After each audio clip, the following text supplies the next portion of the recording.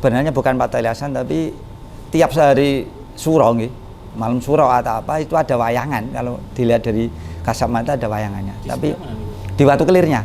Makanya dikatakan Watu Kelir itu kan tempat wayang itu. Ratu Rantamsari itu ketika meninggal itu ditetesi banyu, itu langsung hidup lagi. Itu namanya banyu panguripan. Di dunia itu katanya ada 9. Dan salah satunya adalah di lereng Gunung Gandul.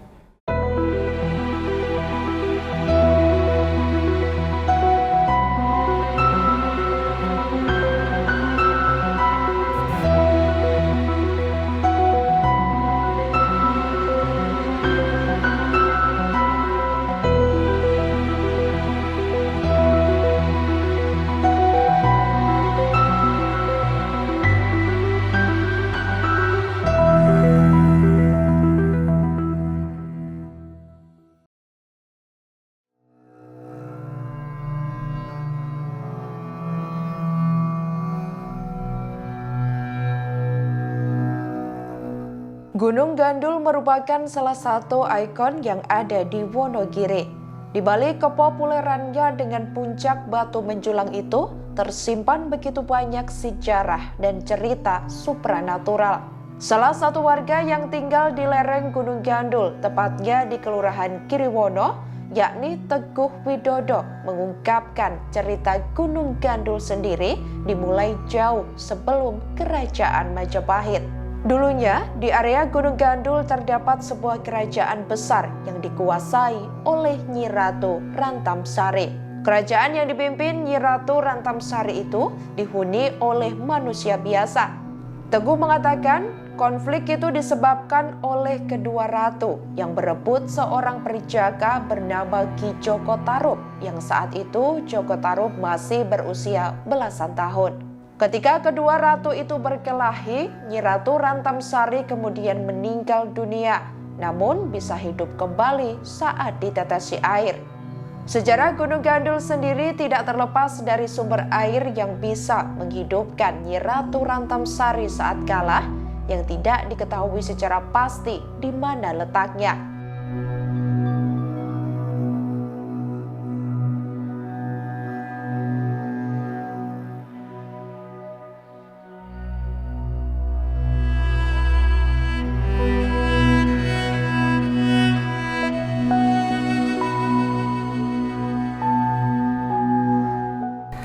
Terkait dengan Gunung Gandul itu sebetulnya ada tiga area nih. Area satu di area Gunung Gandul itu sendiri, terus di bawahnya Gunung Gandul itu namanya ada Gunung Butak. Nah, Gunung Butak, di bawahnya Gunung Butak ada lagi namanya Alas Ketu. Ada 3 poin. Sebetulnya pada cerita itu dimulai dari sebelum Mojopahit. Jadi sebelum Mojopahit itu di situ itu ada, di area itu ada sebuah kerajaan yang menguasai adalah ratu. Ratunya itu namanya Nyi Ratu Rantamsari. Ya, Nyi Ratu Rantamsari itu punya kerajaan besar di situ. Setelah itu dia terjadi konflik dengan ratu siapa namanya nih Gadung Melati. Gadung Melati itu mempunyai kekuasaan di daerah Gunung Kembengan. Kembengan itu kalau tidak salah di Jatiroto. Ya, jadi Ratu Rantamsari itu menguasai di area itu sama penguasa Gunung Kembengan. Untuk di kerajaan Ratu Rantamsari itu orang-orangnya adalah orang-orang manusia biasa, para wali atau apa yang baik-baik. Dan di Gunung Kembengan itu, di sana itu manusia dan bisa menjadi harimau. Nah, terjadilah konflik itu gara-gara apa? Gara-gara rebutan yang namanya perjaka. Perjaka namanya Ki Joko Tarub. Ya, waktu itu Joko Tarub itu masih umur 18-an tahun, 18-19 tahun. Ya, itu dia fight atau pertarungan itu karena merebutkan perjaka yang namanya Joko Tarub. Lah, ketika di situ, ketika Ratu Rantamsari itu gelut, meninggal, itu ditetesi banyu, itu hidup lagi. Terus sampai judek. Ya, akhirnya lapor ke Ratu Kidul. Setelah Ratu Kidul, ternyata di sana ada sebuah titah dari sana. Wong loro kuwi antara Ratu Rantamsari sama Ratu Gadung Melati itu tidak boleh mendekati dengan Joko Tarub. Maka tidak boleh seperti itu. Maka terjadilah sebuah perjanjian. Kerajaan Rantamsari itu areanya dari Gunung Gandul sampai Ngadirojo. Lah, Gadung Melati itu dari Ngadirojo sampai ke Gunung Kembengan. Jadi itu tidak boleh ngelanggar aturan main itu. Itu yang jelas konteksnya seperti itu. Itu sejarahnya adalah ceritanya seperti tadi. Ratu Rantamsari itu ketika meninggal itu ditetesi banyu, itu langsung hidup lagi. Itu namanya banyu panguripan. Di dunia itu katanya ada 9, dan salah satunya adalah di lereng Gunung Gandul. Nah, yang jadi pertanyaan itu apakah di mana Sendang Putri itu, atau di Sendang Siwani, atau di Sendang Sinongko, atau di mana, sebabnya di area lereng Gunung Gandul itu banyak sendang. Jadi intinya adalah seperti itu. Jadi ngapa dinamakan Gunung Gandul itu, sebetulnya di sana itu ada sumur atau air yang gembandul, yaitu namanya Sendang Panguripan. Jadi itu tidak ada tali, ini tidak ada gandulan, jadi dia itu gembandul, maka dijenengke banyu panguripan sing gembandul. Akhirnya di situ, iya, itu di katanya para pinisepuh itu ada 9 sumber atau air yang yang katanya dari surga gitu. Ada 9, dan salah satunya adalah di area Gunung Gandul. Dan salah satu keistimewaan itu adalah yen wong kuwi mati durung waktune ditetesi banyu itu hidup lagi. Maka Ratu Rantamsari ketika padu perang mati, tetes itu hidup lagi.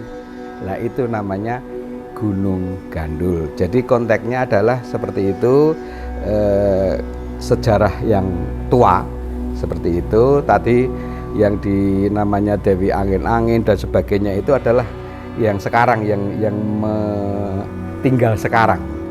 Iya, tetapi sejarah dulunya seperti itu. Jauh sebelumnya seperti itu, karena itu sebelum Mojopahit. Jadi konteksnya yang jadi masalah itu adalah di sini ada namanya Sendang Panguripan, dalam bahasa Arabnya namanya Bahrul Hajat. Hayat apa hajat itu tidak tahu saya. Itu saya dapat informasi dari para pinisepuh. Intinya adalah di situ. Kalau orang-orang yang sudah tahu itu mencari yang namanya Sendang Panguripan itu tadi. Karena kalau orang yang meninggal sebelum waktunya itu ditetesi dari banyu itu, dari sejarah itu tadi bisa hidup kembali. Belum diketahui, mungkin orang yang tahu tidak memberitahukan karena itu adalah sebuah mustika di situ yang di Wonogiri. Jadi sebetulnya mengapa di Wonogiri, di area sebelah sana itu banyak air yang tadi diceritakan oleh Mas Wahyudi, itu adalah salah satunya itu air panguripan.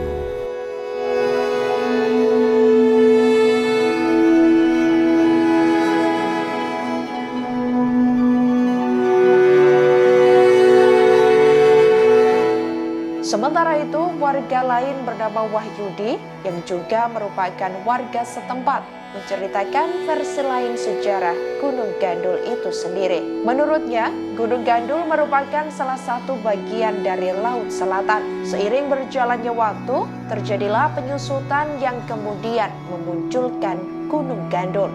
Berdasarkan cerita sejarah yang didapatnya, Gunung Gandul sendiri juga pernah digunakan sebagai tempat persinggahan oleh Panembahan Senopati dan Pangeran Sambernyawa. Ia mengatakan di Gunung Gandul terdapat sebuah belik atau sumber air. Menurutnya, belik itu dikuasai oleh putri yang bernama Dewi Angin-Angin yang merupakan utusan dari Ratu Kidul. Sejarah lain yang ada di Gunung Gandul, di mana setiap malam tertentu ada pertunjukan wayang yang tidak bisa disaksikan secara kasat mata di batu yang bernama Watu Kelir. Dia bahkan juga sempat menyaksikan secara langsung pertunjukan wayang tersebut. Hingga saat ini, menurut Wahyudi masih ada sejumlah orang yang berkunjung ke Gunung Gandul untuk melakukan ritual sesuai dengan kepercayaannya.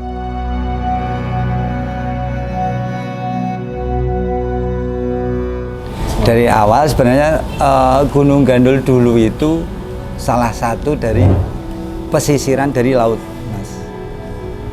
Laut Segoro Kidul itu sebenarnya. Terus dari zaman ke zaman dan segalanya, penyusutan dari laut itu sendiri muncul dari Gunung Gandul itu yang mensejarahkan sebenarnya poro-poro zaman dulu.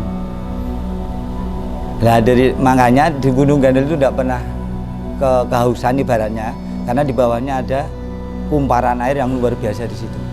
Bawahnya Gunung Gandul itu tembusnya mungkin dari sana. Ya, penyusutan. Terus di sekitar sebelum ada penghuninya orang dan sebagainya, dulu itu di bawahnya Gunung Gandul itu sebenarnya rawa-rawa. Sampai luka dan tahunya nggak tahu saya. Tahunya nggak tahu, cuma itu ada sejarah seperti itu. Terus semakin penyusutan Gunung Gandul itu dari nama erosi dan sebagainya terusan jadi muncullah Gunung Gandul itu yang puncaknya itu. Kenapa harus ada dua, kenapa harus Gandul, itu ada sejarahnya juga.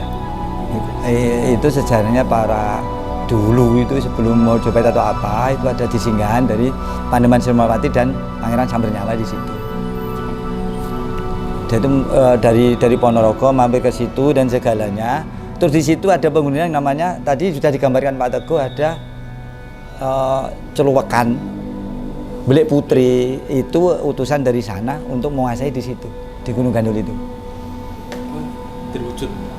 Berwujud putri, belik, ada beliknya, ada airnya juga di situ. Itu dulu utusan dari sana. Itu nunggunya di situ. Di situ seakan-akan ada sebuah gambaran dari mitos dari ada seperti rumah keraton atau apa di situ.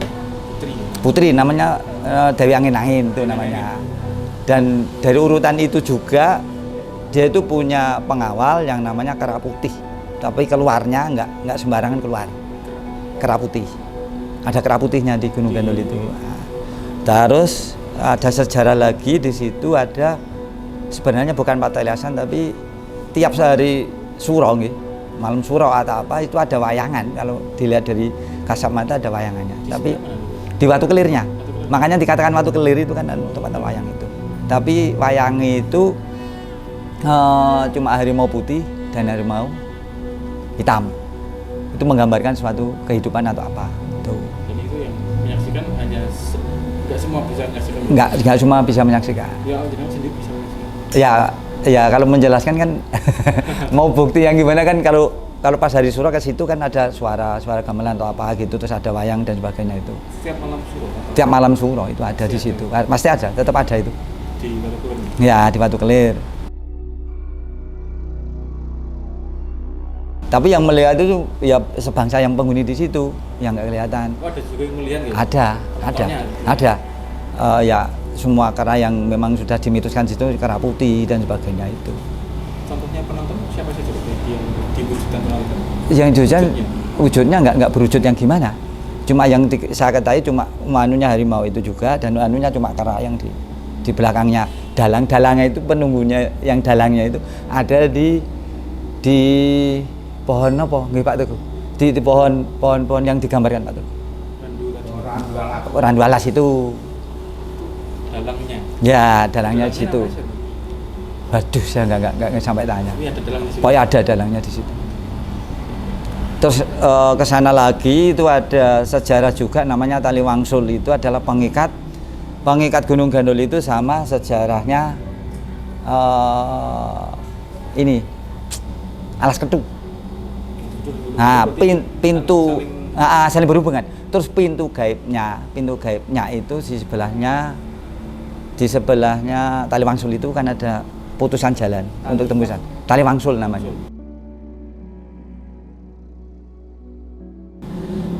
Lah untuk saji dan sebagainya dulu untuk memuja dan sebagainya itu ada di Gunung Butak namanya. Posisinya di mana? Sebelah utara sendiri dari Gunung Gandul. Dari sudah di atasnya penghuni sekarang. Dulu itu ada sejarah di situ. Dan itu sudah dijamah sama para sing ke sini ke Majapahit itu Pangeran Panembahan Senopati itu sama Pangeran Sambernyawa. Dan langsung melanjutkan perjalanan penyisir selatan karena ada hubungannya sama nyainya situ kan. Terus kalau Pangeran Sambernyawa itu mampirnya itu di Nglaroh, terus punya sejarah di Sindang Sinongko sama Sindang Siwani situ. Tuh, itu dijamah dari perjalanan dari Ponorogo waktu menganu itu sampai ke sini. Sempat mampir di sini berapa hari, berapa malam. Pangeran Panembahan Senopati dari Tirtomoyo juga mampirnya ke situ.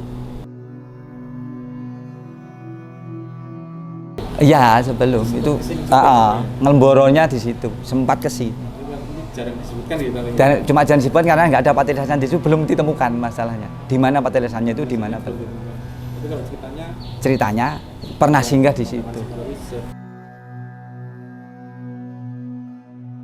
Nah, di Kayangan itu sempat mampir ke sini. Terus sampai Jawa juga. Karena ada sejarah itu, karena ada hubungannya kalinya Ratu Kidulnya itu sebenarnya. Terus dari sumber tentara nih, dari penjagaan nih, pintu perbatasan itu juga ada Mas. Yang tembusannya ke Nggerju itu sampai ke Giriwono itu ada penyelnya. Ya pertigaan tapi yang atas. Terus ada jalan tembusnya, sekarang dibuat jalan tembus. Nah itu pintu gerbangnya Gunung Gandul sebenarnya situ masuknya. Manusia biasa tapi kebanyakan karena anak buahnya itu ular. Ratu Nyai Dewi Anginan sebenarnya wujudnya kan ular. Tapi wujud Dewi dan dia itu pernah menikah sama orang-orang biasa. Tempatnya di Merumbung tapi seorangnya sudah meninggal. Itu cuma Dayang yang waktu ada peradaban yang memang bisa ditebak kalau sini nanti akan ada penghuni manusia dan sebagainya, itu disuruh menguasai di Gunung Gandul itu. Tapi pemujaannya di Gunung Gandul itu sebenarnya pusatnya itu di Gunung Butak itu Mas. Sampai sekarang masih ada orang yang ke situ. Sampai sekarang ada sesajen di Gunung Budak itu pasti ada. Itu penguasa di Gunung Gandul namanya Dewi Angin-Angin. Terus ada pengawalnya itu ular dan kera. Terus kalau malam satu suro itu tetap di situ ada wayang namanya. Wayangnya cuma harimau putih dan harimau hitam. Ada dalangnya. Juga ada penontonnya, tapi sejarahnya sama. Masuk sejarah dari wayangnya itu menceritakan antara hitam dan putih. Tuh. Sosok lain itu banyak sekali, mau ceritakan gimana? Terus anak buahnya Dewi Anginan itu ada Sendang, sampai sekarang masih ada. Sendang Tunggul itu ada Belik Pulo, namanya Belik Pulo. Itu masih sekitar Gunung Gandul, dari ke kampung. Terus bendungan air yang biar untuk kehidupan di situ ada bendungan, ya namanya di Belik Pulo itu dibendung. Biar airnya tidak kemana-mana. Makanya sampai sekarang di situ dulu orang tua cerita nek ra dibendung banyune ora iso dinggoni omah, dinggoni menungso ora iso. Makanya dibendung, terus ada peradaban lain di situ. Entah yang bendung itu poro-poro sing pun ngertosi sejarah niku napa mboten ngerti juga. Tapi itu nggak ada gambaran dari mitos itu. Nek cara gaibnya kan tidak bisa berwujud aslinya, Mas. Tetap berwujudnya itu masih hewan. Pertama, tetap ular besar yang memang ada di bawahnya ada ular besar yang atasnya itu seakan-akan ada keraton, dan itu ada Dewi Anginannya itu. Terus sosok yang lain, dalangnya itu kalau bertatap muka sama kampung atau orang-orang seperti kita, seperti ini para ulama dan sebagainya, tidak mau bertatap muka seperti itu. Tetap cuma dia itu dari belakang terus, membelakangi terus. Terus pengawal yang sejati di situ tuh macam-macam, Mas. Yang kalau memang masuk ke gaibnya sungguhan tidak bisa dilihat. Cuma ada gambaran punya pusaka juga, tiap tetap keretanya lewatnya sini, dari sana tuh tetap kereta. Kadang sering lewat, ya terdengar, ada yang mendengar, ada kereta lewat dari atas. Mendengar, orang awam tuh banyak yang cerita ini. Kok Mas Gondrong kayak ngerti gitu, cuma gitu doang.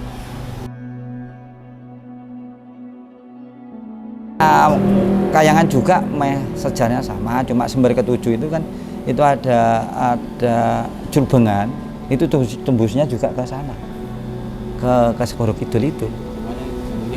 Iya, makanya terus diamankan oleh Panembahan Jatuh nyuwun karena ada hubungannya dengan Ratu Kidul. Dia punya sejarah di situ juga. Terus ada masjid atau petelasan untuk sholat atau apa kan di situ. Sholat sendiri. Terus ada sumber yang keluar di situ kan karena Panembahan Senopati kan ada di situ, wudhunya di situ. Itu sebenarnya dulu nek sing kula ndelok pas ada di sana 2 hari itu bukan kali, Mas. Tempat wudhunya biar sholat di situ, biar terus akhirnya dibangunlah masjid di sana. Kata dia itu akhirnya biar tidak mulap kemana-mana dibuat kali itu. Tapi sumbernya nggak akan habis, tetap sumber 7 tetap ada di situ. Iya. Nah, di sini sumbernya itu dari satu melebar kemana-mana, makanya sini kalau buat sumur, meskipun usum kering apapun, kemarau apapun, cuma 6 meter atau 7 meter sudah keluar air. Padahal yang di logika di bawahnya gunung nggak mungkin akan ada. Padahal dari peresapan air aja tetap larut ke bawah semua kan gitu. Tapi kebanyakan di Gunung Gandul itu penemunya ular, kera, sama harimau. Makanya kalau ada harimau yang asli keluar, dulu ada ke kampung itu dibiarin. Ada. Kakek saya yang sudah meninggal itu aja pernah gabruan. Sampai ke Poyo-Poyo dan sebagainya. Dia itu cuma aku gunung liwat, kayak aku rak ngopo-ngopo. Arahnya ke Gunung Gandul lagi. Cuma dia itu mencari minuman. Makanya sejak dulu kakek saya itu kalau kering itu ada air di ember, kalau dengar cap berarti minum di situ sampai habis besar. Dan hubungannya di sini sampai ke Batu Seribu, Mas, sebenarnya sejarahnya itu Batu Seribu. Jadi deretannya itu sampai ke Manyaran, sampai itu penguasanya itu cuma di sini. Di satu itu Gunung Gandul itu sebenarnya. Meskipun terputus pegunungan, tapi penguasaan di sini. Karena sudah ada utusan yang memang harus ada di situ dari sana. Terus dari zaman yang Jan Bejujannya itu sudah disinggahi dari Panembahan Senopati, entah itu yang menamakan Panembahan Senopati apa Sambernyawa, kita juga nggak tahu. Dikatakan Gunung Gandul itu apa ada rapat tertentu atau apa sih, kita nggak tahu. Dari mitosnya cuma itu. Nggak pernah. Dan situ di dekat Belik Putri itu sering ada orang yang bertapa. Sering ada yang bertapa. Di pos 1 meh naik ke Gunung Gandul kan ada orang dagang itu. Orang dagang naik sedikit terus kanan. Ada batu tumpuk-tumpukan banyak, terus ada gua sedikit itu di bawahnya sana, di arah ke bawah itu lah Belik Putrinya ada di situ. Ada Belik Putri. Kalau ada orang yang peka masuk ke situ sudah berbau bunga-bunga. Terus yang buat apa itu di sini, di bawahnya Bilik Putri yang sebelah utara kalau ngarannya. Terus ada yang kadang tidur di situ, entah gimana saya nggak tahu. Nah, terus ada permintaan juga, minta gini, ada juga di situ di bawahnya Gunung Gandul yang jarang kejamah orang di situ. Tempat untuk memuja, meminta itu.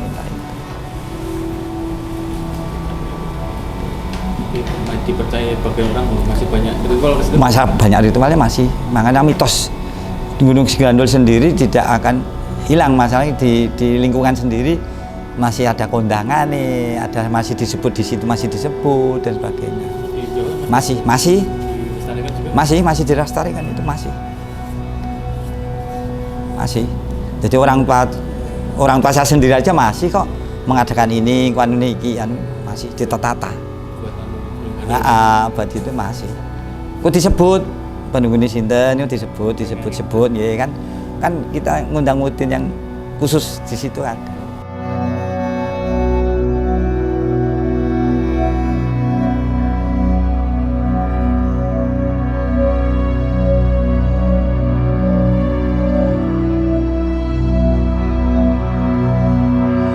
Sebatas pengetahuan kami saja, memang Gunung Gandul itu sebuah tempat lokasi yang dulu sebelum adanya Waduk Gajah Mungkur sempat populer. Tapi sebenarnya mungkin populernya pada saat mungkin pembangunan itu belum ada. Memang di sana diangkat pada saat Bupati, kalau nggak salah di Bupati pertama itu Gunung Gandul sudah ada ceritanya. Cuman memang kalau secara rinci cerita itu memang banyak yang berkembang. Seperti nama Gunung Gandul ada beberapa yang menyamakan, seperti mungkin terkait dengan karena batu yang gandul di sana, masyarakat secara umum hanya melihatnya seperti itu. Memang secara umum dari si pariwisata memang dulu yang paling menjadi ikon itu di Gunung Gandulnya, karena di sana ada hutan kota yang dekat dengan kota intinya. Terus kemudian yang jelas untuk secara umum perkembangan saat ini memang baru di beberapa tahun kemarin baru bisa diarahkan lagi, tapi itu sama teman-teman yang dari luar, bukan dari Pemda, tapi langsung teman-teman bukan perhutani, dengan perhutani itu. Terus sekarang bisa jadi tempat wisata yang dinamakan Gunung Gandul Top lah itu kalau dari kami, karena terkait kepariwisataan itu di Gunung Gandul memang kita masih belum pernah, karena itu dulu kan memang tanahnya milik perhutani. Jadi kalau di kita di pemerintahan sebelum adanya undang-undang di aset, kita memang melakukan untuk bisa menjadi aset wisata. Tapi begitu ada peraturan terkait dengan aset, sehingga untuk tanah-tanah yang bukan milik Pemda tidak kita kelola lagi. Itu beberapa memang yang sudah seperti di Sendang Siwani itu juga karena bukan tanah kita, akhirnya untuk tiketing retribusi kita nggak ambil lagi. Iya betul, memang itu sempat booming di era 80-an ya kan, 80-an sebelum waduk itu kan, waduk itu sekitar 76 mulai perencanaan, tapi di 80-an baru. Jadi sebelum ada pembangunan waduk memang di sana sangat populer. Ya penggunanya baru beberapa waktu ini. Jadi di 3 tahun ini sebelum pandemi kemarin sudah mulai penggunaan lagi. Pandemi berhenti, terus kemudian baru saat ini akan dikembangkan lagi.